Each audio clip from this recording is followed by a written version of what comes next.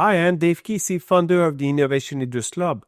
In this video, we'll be looking at how to apply Lean Startup into a strategic innovation perspective. Strategic innovation means the scope of innovation is broader than an extension, and it comes with uncertainties. Because of those uncertainties, we have to make hypotheses, and when we do learn as we move along, there are hypotheses that will ended up being wrong or are maybe underestimated. And this is the whole challenge about strategic innovation. So we have to add those assumptions, and ultimately sometimes we ended up failing and we don't know why, because we had too many assumptions at the same time. Lean startup approach is a way of trying to make some assumption and try to validate assumption as we move along. Not to have that meaning parallel, but try to validate, I would say, the most uncertain one to begin with, or the feasible one to begin with. And as you move along, build upon that knowledge that you have validate, which is called the validated knowledge. So let's start this video and we'll come back later in.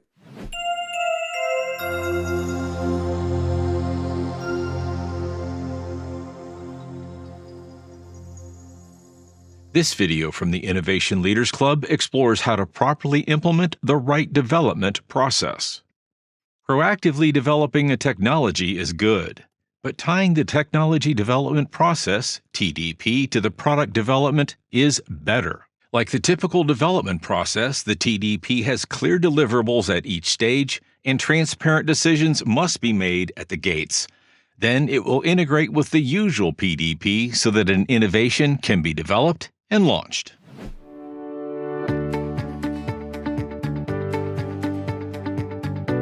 We have developed a 60-page visual guidebook on how to develop an innovation strategy. It is a fully illustrated step-by-step guide to building the foundation of an innovation system. Click the link in the description below to download it for free. The technology development process, or TDP, is a relatively structured process set up to rigorously manage a new technology development project, whether scientifically or financially. Mastering the technology in its development and adoption phase takes time, and the results can be unpredictable. The two levels of performance measurement include the TDP and the PDP. First, the TDP, or technology development process, aims to reduce the technological uncertainties. It does not deliver a result that can be launched to the market. It provides the confidence to implement the technology. It is then followed by the PDP, or the product development process, which implements the technology through product or innovation development. The output of a PDP can be measured on the market. Technology development is more difficult to measure because it isn't tangible, so it's often hard to promote this within the organization. This is why the question, why a technology development process, is an important one to answer. As shown, there's an inverse relationship between uncertainty and investment. Simply put, as the uncertainty level decreases, the investment increases. Moving forward in the TDP, there is a low level of information. Because of this, there is also low predicted investment or profit. This goes under the premise that having imperfect or limited knowledge results in the potential rise or decline in the unpredictability of profit in the future. Product development risks include market risk, product risk, organizational risk, and other unforeseeable risks. As the PDP is reached, there is more information gathered, and this increases the predicted success. The product development process is a key tool that enables organizations to be in competition with the competitors' products or offerings. It also allows them to keep up with the changes and trends in the market. Aside from that, it can also help the organization to diversify the target customer range or even expand into new market segments. Now let's have a look at a club member example. Frida, they are a fruit producer, more precisely into the berries, like the small fruits. So you will see the direct link between the different steps of the lean startup and the validation and how you get innovation to mature. Because ultimately, that's what you're looking at. You're trying to, before you get to a launch, you're trying to get innovation to mature in order to launch something that has better chance of success. So let's have a look. The technological development process, more commonly called TDP, focuses on the technological aspects of a project while keeping a long-term vision on strategic objectives of the company, action plans of the company, and the needs of the company. Hence, the TDP allows innovators to separately manage technology development efforts as compared to product development. Technological development is performed upstream of the product development. The desired scenario is to integrate a validated technology in product development. That being said, integrating technology that hasn't had time to mature or sufficiently develop is a common mistake. A team needs time to debug the technology while also adequately developing the product. If the product hasn't been given this much needed time, it can lead to additional delays or a premature launch, causing customer dissatisfaction. A good technology development process is performed upstream of the product development process, thus during the front end of innovation. The technology development process is initiated the same way as a product development process. The project is selected in a project or new product portfolio. Note that everyone participating at the portfolio is aware that new technology is required in the selected project. It might not be clear yet that such technology will require the use of the technology development process. Once the project is selected, the mandate is defined and then goes through a mandate approbation checkpoint. Again, it might not be clear yet that a TDP will be required. Then the project is planned and preliminary feasibility is performed. Here, the team might realize that developing the technology will take more time than initially expected. The technology development is then separated from the project development to ease the management. Once this is completed, the project plan is submitted for approval. The technology development is then initiated in the detailed feasibility phase 1. Once the deliverables are completed, the team will present them in Gate T1. The letter T stands for the technology development process. Some organizations also call it Gate -2. Detailed feasibility is refined in Phase 2. Again, once the deliverables are completed, they will be presented. Note that the number of phases in the technology development process will vary depending on the technology needs and complexity. Once the technology is developed, it can either be integrated into a product development, which is what would happen with a standard PDP, or it can be deployed if it's a standalone technology by using a classical project management process. This is the case when a new technology is integrated into an operational process to improve efficiency and reduce cost.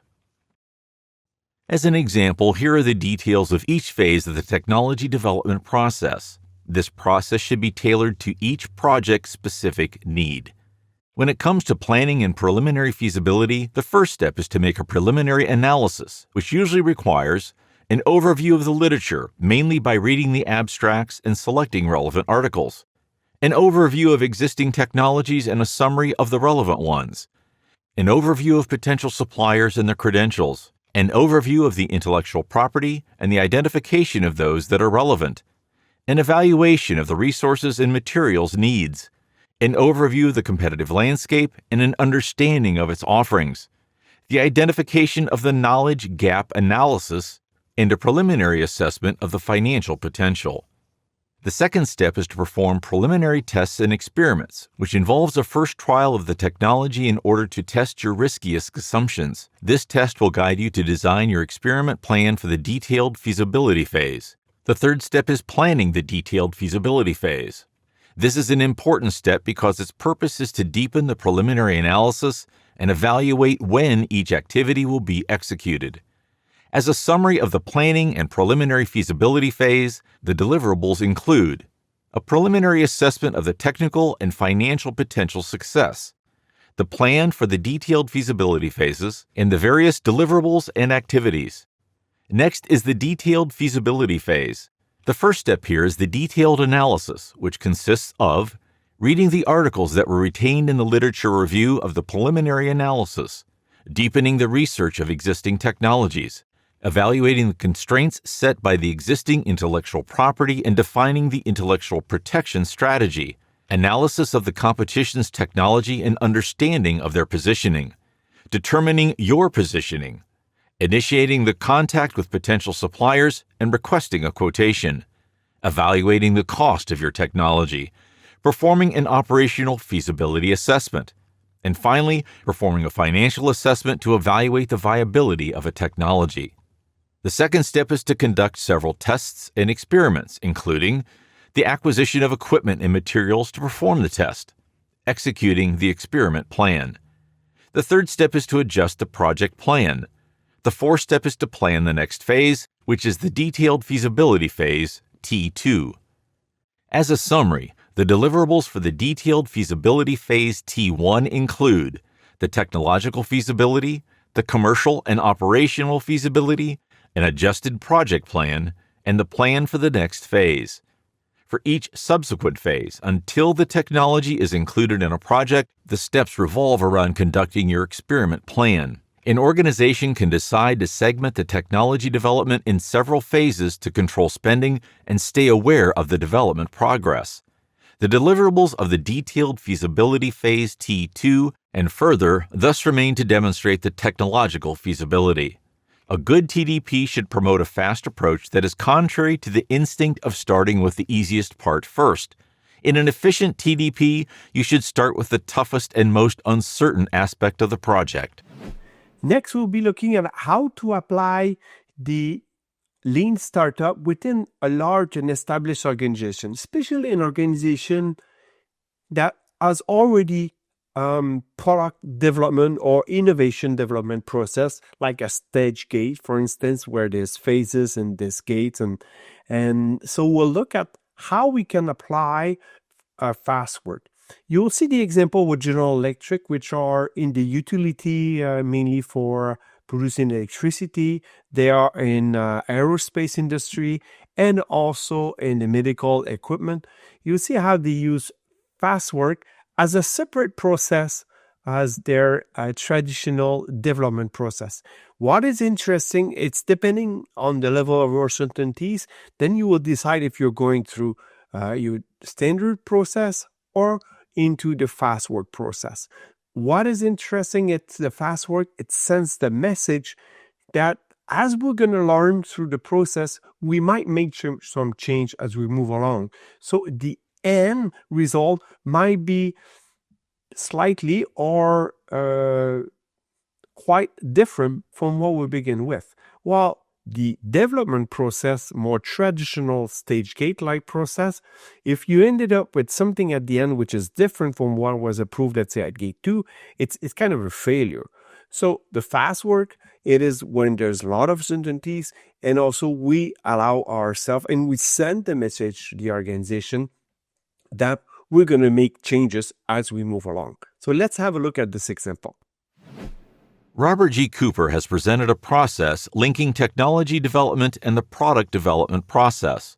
According to him, once the technology is developed, it will generally enter the PDP in Gate 2 or the portfolio review.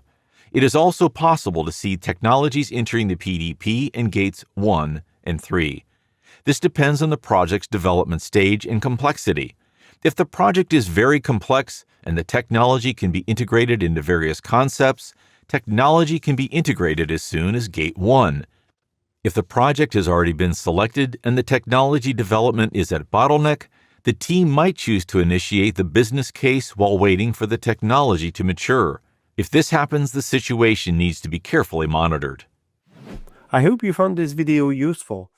What is interesting in this video is the lean startup, which was developed for startup, can be used for established organization.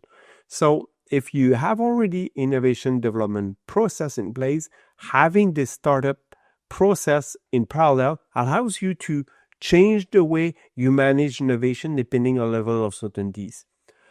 So what we have seen also, some club members have started to introduce agility within their stage gate. So at the different gates, they would have the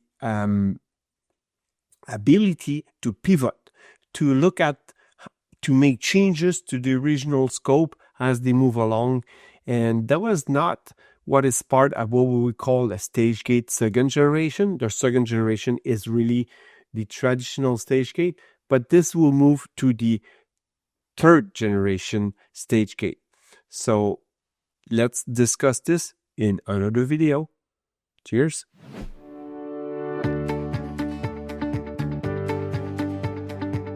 If you haven't already done so, you can get your hands on our popular 60-page visual guidebook for free. Click the link in the description below. Don't hesitate to watch the next video to learn even more about innovation management practices.